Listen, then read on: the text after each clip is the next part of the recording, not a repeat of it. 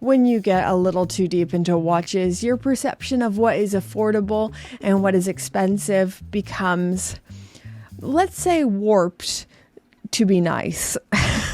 Before I got into watch collecting, I would have said spending $500 on a watch is an unreasonable thing to do. Even $200. And honestly, that's a huge chunk of money to be spending on a time-telling device. So today I want to highlight my 10 favorite affordable watch brands, my favorite watches in their catalogs, and explore if spending more money, an unreasonable amount of money, is actually worth it. So I couldn't decide whether I should start this listicle with Casio or G-Shock, because for one, they're absolutely inseparable, and two, in my opinion, the greatest affordable watch manufacturer. I ultimately chose to start with G-Shock because I have a really big soft spot for them, and I think they deserve to be number one. G-Shock was founded by Casio in the 1980s with the goal of making the toughest watches, and I would say they succeeded in that. G-Shocks are rugged, robust. You can get more tactical ones and more fun models as well. It's really hard to argue with these, and I think it is impossible to not find something you like in their catalog. Another big reason why I put G-Shock first is because they don't treat their consumer like they're small or stupid or unworthy of information. Sometimes when you're shopping for affordable watches, their websites are incredibly vague, and it feels like no effort is going into selling this. I don't know why they do this. I think they're trying to hide the fact that their watches are cheaply made with low-end quartz movements. But still, if you're asking for a couple $100s, you should show some specifications. You should show some more information. But G-Shock and shopping on their website doesn't feel degrading. They value their customers and they continue to innovate, like adding in solar-powered movements. Now, price-wise, it really varies. You can get premium models like Mr. G, which go all the way up to £5,000, but for most people, something like the Casio 2100 series, Annie Digi-Display, iconic G-Shock, or my top recommend forever is the 5600 series. To me, this is the heart and soul of G-Shock, and largely priced under £100. Okay, we all knew this was coming next, but of course, Casio. Anything digital Casio is good and will have a nostalgic feeling. So I have this digital Casio that I love. I have this one that is actually surprisingly my most worn Casio. It's the reference MQ247BLL. It retails for £17.50. I mean, how do you argue with this? Fantastic price, does its job, it's fun to wear. And really quickly, I just want to talk about these as well. The MTP B155D, which is a mouthful, so I'll be calling them colorful date just things from now on. But look at these. These are what I am recommending to my friends now who want a smarter looking watch under £100. Moving on to Orient, I have a really soft spot for Orient and enjoy their models. Once again, they seem to really respect their consumers. They aren't purposely misleading or vague, which feels like it isn't a lot to ask for. They offer beautiful, timeless-looking watches for an attainable price. Also, every brand so far has been Japanese. Shout out to Japan. There are two specific models I would highlight with Orient. One, the Bambino, which is a more dressy model, and two, the RA AC0Q01B Mechanical Sports. 39.9mm case size, 200 meters of water resistance, stainless steel case. Absolutely fantastic looking, unreasonably good. If I just had one complaint, it would be their watch names in the categories. Like, I want to talk about the mechanical sports watches more, but it must have a real name or way I'm meant to reference it beyond this long reference number. Moving on, but staying in Japan, shout out to Japan again, we need to talk about Seiko. Seiko is synonymous with value for money. They have a very loyal following, and all for good reason. The build quality is exceptional, their designs aren't derivative, and their heritage is right up there, possibly the strongest in Japan. They pretty much cover all the bases within their model families, whether you prefer sporty watches or dress watches. I think the Seiko 5 is a great starting place. Go anywhere, do anything design language, incredibly robust. For something a bit dressier, the Presage.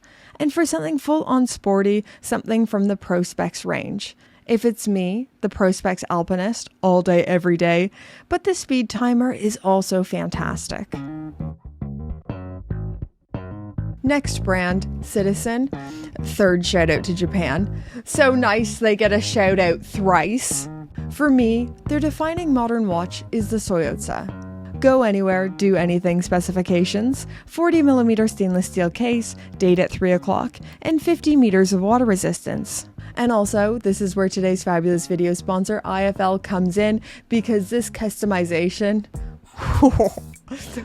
this is a really good one. So right now, today, IFL released these, a 4-watch series that is an artistic tribute to Japan set against the Citizen Soyotsa. I have received 2 watches from them, and they're amazing, but the full launch consists of 4 designs representing 4 different cities: Osaka, Kyoto, Hiroshima, and Tokyo.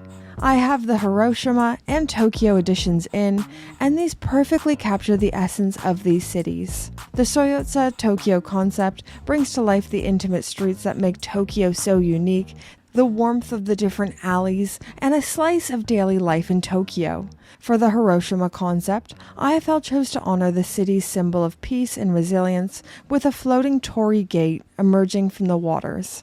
These are hand-painted and really beautifully capture Japan, the nightlife and electricity of Osaka, the timeless grace of Kyoto, cozy corners of Tokyo, and the serene strength of Hiroshima. I think these are beautifully done, as always. I love the storytelling, the level of detail that goes into each dial, and all on a really fantastic watch. As always with IFL, these are limited, 50 pieces per each design. Don't miss out, go click that link in my description. Or even if you just want to see other IFL creations, go click that link so they know I sent you. I love IFL and what they're doing, and I think you will too. So thank you so much for sponsoring this video.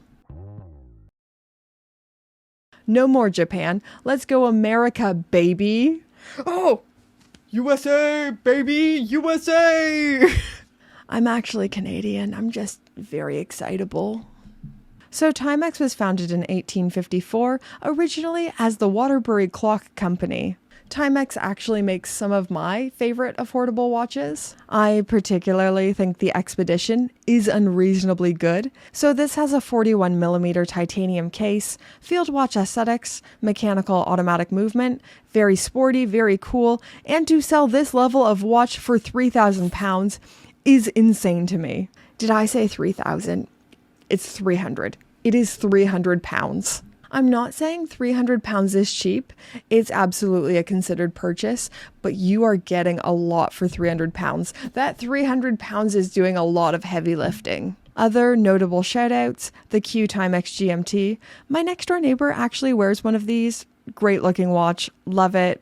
I love the Timex Peanut collaborations on the Marlin. Very cute and playful, and I think watches should be happy.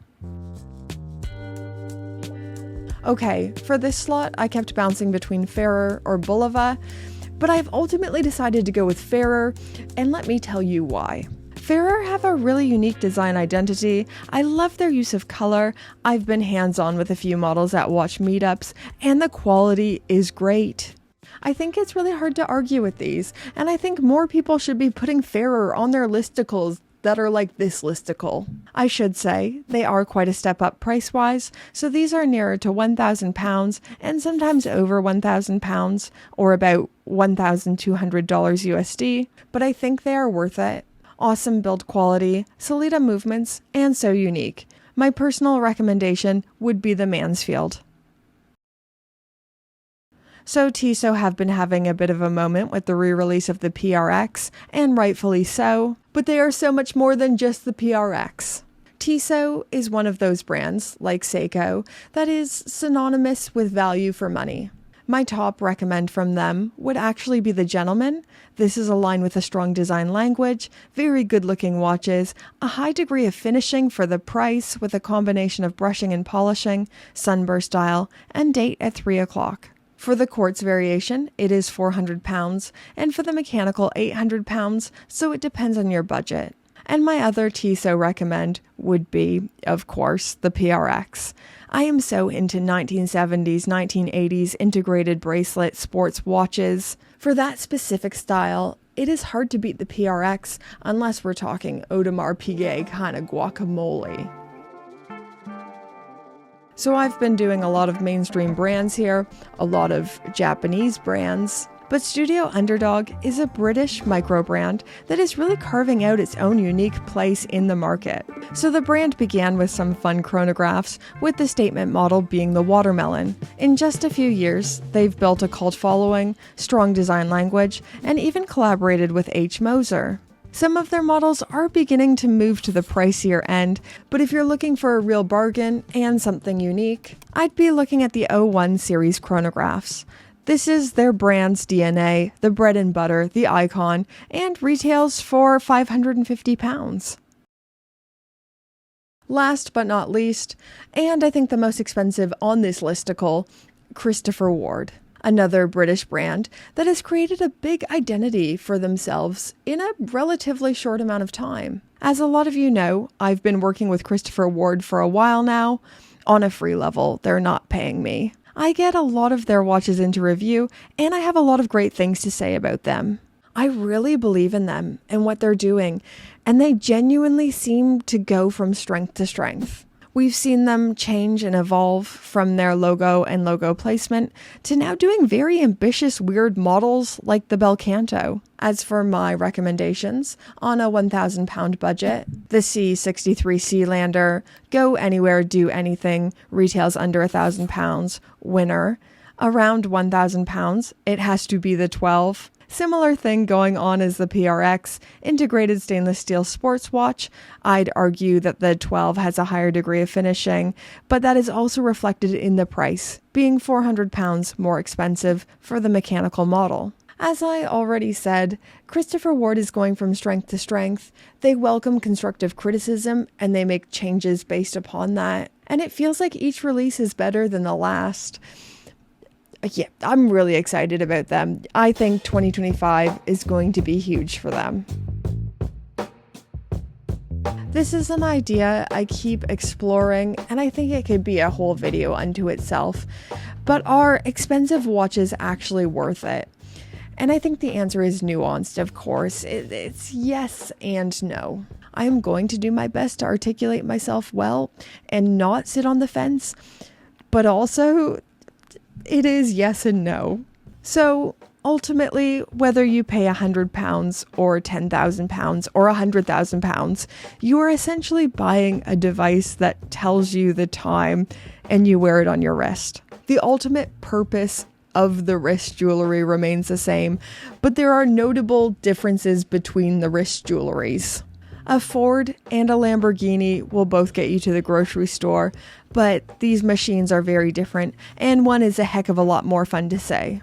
It all depends on what you value. I make Tudor and Rolex comparisons all the time, and I'm going to do it again. But I love both of these brands. I love Tudor, love Rolex, have both, love both. But there are certainly noticeable and tangible differences between the two. Just looking at my Rolex and my Tudor side by side, there is an elevation in the Rolex that is reflected in the price tag. Once again, both tell the time, both are great watches, but it really depends on what you value and if you think the price is worth the watch that you get. There are times where I actually prefer Tudor and the more simple tool watch charm, and other times where I prefer a Rolex. Going back to cars, this is more like comparing a Land Rover and a Porsche. They'll both get you where you need to go, but they are so different that they're hard to compare. Expense affords you higher degrees of finishing, usually innovation or heritage, rarely both, and maybe complications. It all depends on whether you can afford it or value those things. But I digress. These are my favorite affordable watch brands. If I missed your favorite, comment it down below. And now, Pope tier patrons, the greatest humans on God's green earth. Get their names on the screen.